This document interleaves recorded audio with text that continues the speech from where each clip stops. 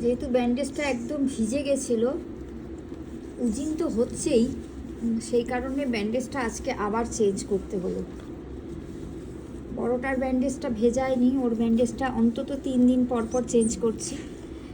একটা যেহেতু ভিজিয়ে ফেলেছে, একে তো ছোট, তার মধ্যে উজিং একটু হচ্ছিল। মা সোনা দাঁড়াও, একটু দাঁড়াও, উজিং ওর হচ্ছিল, সেই কারণে ব্যান্ডেজটা ভিজেছে। দাঁড়া মা,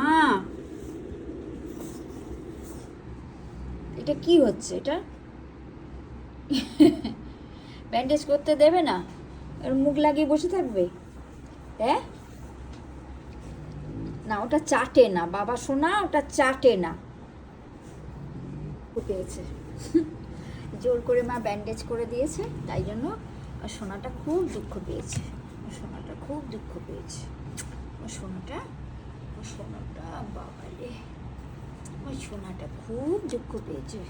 আর একে পেয়ে এত সুন্দরভাবে সুস্থ হয়ে উঠছে, আর চিন্তাই করা যায় না। ও সারাদিন আজকে বসে একবারও শোয়নি।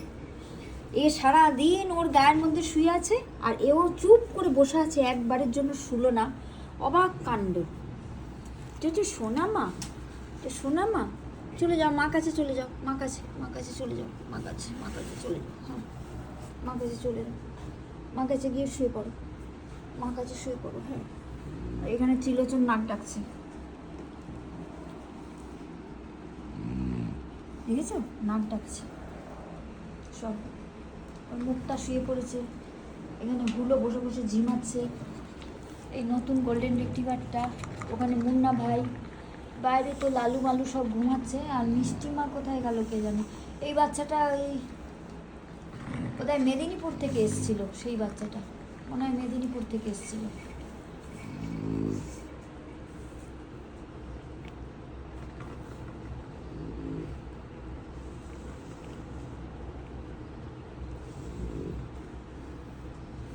তুই ভালো আছিস সোনা মা?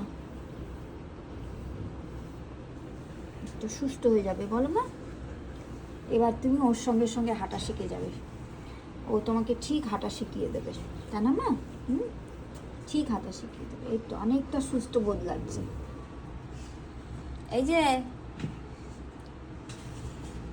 যে কি হচ্ছে এগুলো কি হচ্ছে? এগুলো দুষ্টুমি কাজ না? এটা তো দুষ্টুমি কাজ। দুষ্টুমি কাজগুলো করতে নেই, বুঝেছো? দুষ্টুমি কাজগুলো করতে নেই।